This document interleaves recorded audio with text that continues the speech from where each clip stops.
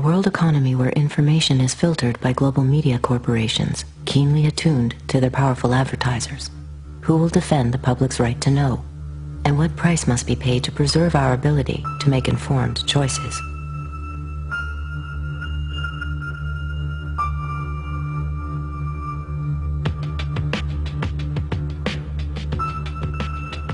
What Fox Television told us was that we were just the people to be the investigators. Do any stories you want, ask tough questions, and get answers.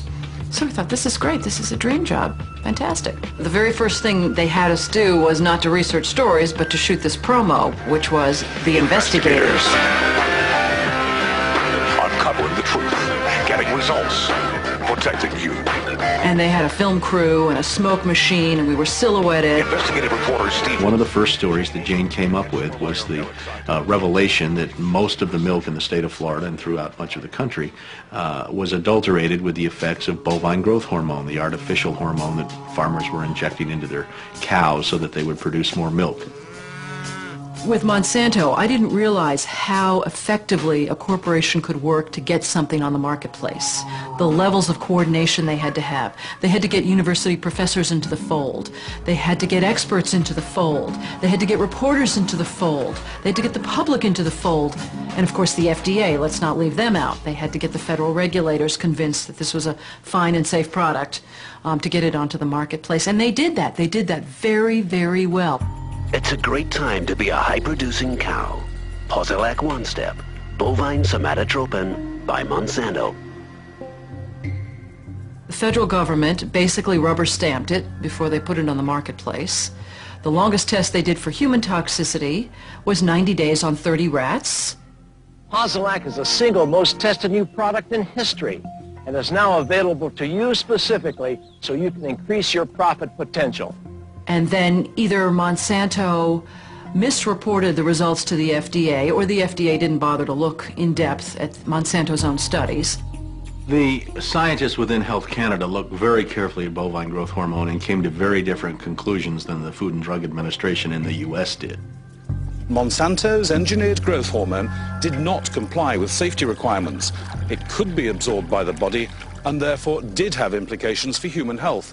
Mysteriously, that conclusion was deleted from the final published version of their report. They knew there were problems. They saw serious potential human health problems, and they stood up in Canada and said, we're not going to approve this because we don't believe it's safe. We have been pressured and coerced to pass drugs of questionable safety, including the RBST. I personally was very concerned that there's a very serious problem of secrecy, conspiracy, and things of that nature, and something needs to be done. The FDA was then on the hot seat. They had to come up with an answer. They didn't come up with a good one. And they never took the opportunity then. I mean, what would they do? Pull it off the market and say, we need to now do the job that we didn't do the first time? They didn't do that. We wrote the story. We had it ready a week beforehand. They'd bought ads. Farmers in the milk industry say it's safe, but studies suggest a link to cancer. Don't miss this special report from the investigators. That Friday night before the Monday this series was to begin, the fax machine spit out a letter from this very high-priced lawyer in New York that Monsanto had hired. It contained a lot of things that were just off-the-wall false, just demonstrably false. But if you didn't know the story and you didn't know how he had gone about producing it, would have scared you as a broadcaster, as a manager. And they decided that they would pull the story and they would just check it one more time. But the bottom line was that there was no factual errors in that story. Both sides had been heard from. Both sides had had an opportunity to speak. 1 week later, Monsanto sent the second letter. And this was even more strongly worded. And it said there will be dire consequences for Fox News if the story airs in Florida. And this time they freaked. They were afraid of being sued, and they were also afraid of losing advertising dollars at all of the stations owned by Rupert Murdoch. And he owned more television stations than any other group in America. And that's 22 television stations. That's a lot of advertising dollars for Roundup, aspartame, NutraSweet, and other products. So we got into a battle, and the first deal was the new general manager. And his name's Dave, and Dave is a salesman, and, you know, he'd pump your hand. How you doing, how you doing? Called us upstairs to his office, and he said, what would you say if I killed this piece? What if it never ran? And we said, well, we wouldn't be very happy about that. And he said, well, I could kill it, And we said, yes, of course, you're the manager. You could kill it. It would never air. And he's hemming and he's hawing and he's back and he's forth. And we couldn't figure out, what is this all about? And finally he blurted out, look, would you tell anybody? I said, I'm not going to lie for you. About a week later, calls us back to the office and says, okay, we'd like you to make these changes. In fact, you will make these changes. We said, well, look, let us show you the research that we have that shows that this information you want us to broadcast isn't true. To which he replies, I don't care about that. I said, pardon me? And he said, well, that's what I have lawyers for. Just write it the way the lawyers want it written.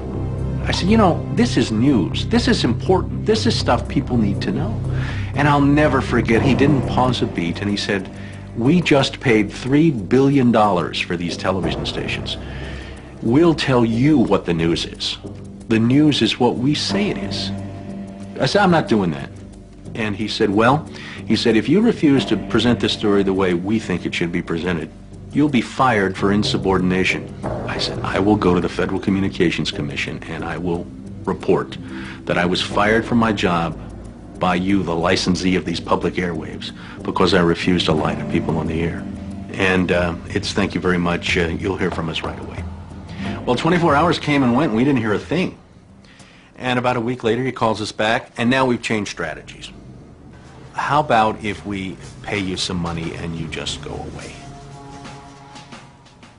And I said, how much money? Because, when somebody offers to bribe you like that, I always want to know if it might be worth it. He was going to offer us the rest of our year's salary if we agreed not to talk about what Monsanto had done, to not talk about the Fox corporate response in suppressing the story, and to not talk about the story. Not talk about BGH, again, anywhere. Not take the story to... And he said, are you going to sign? And we said, nah, Dave, we're not going to sign that. And he said, well, send it back, okay? I said, no, Dave, we're not going to send that back. It was, okay, we can't buy you out.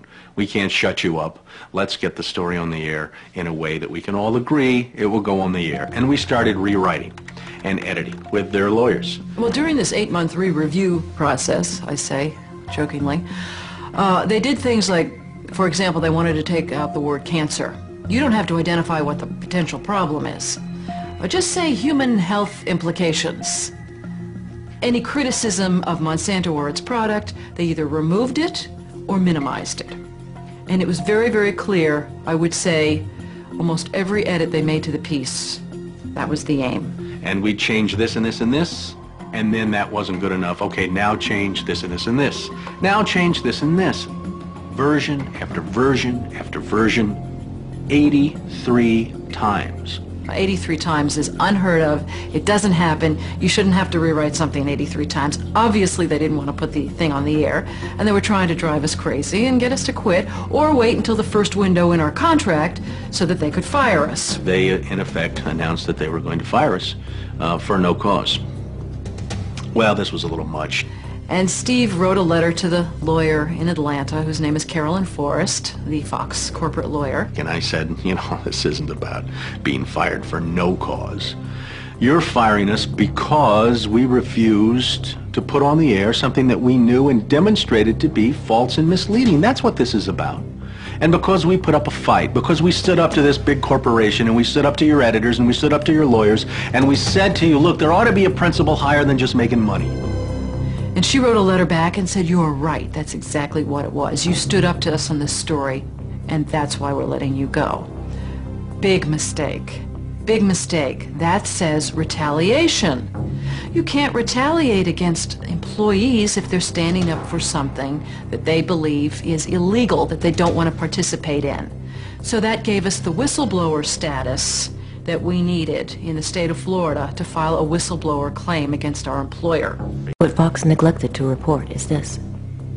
Jane sued Fox under Florida's whistleblower statute, which protects those who try to prevent others from breaking the law. But her appeal court judges found that falsifying news isn't actually against the law.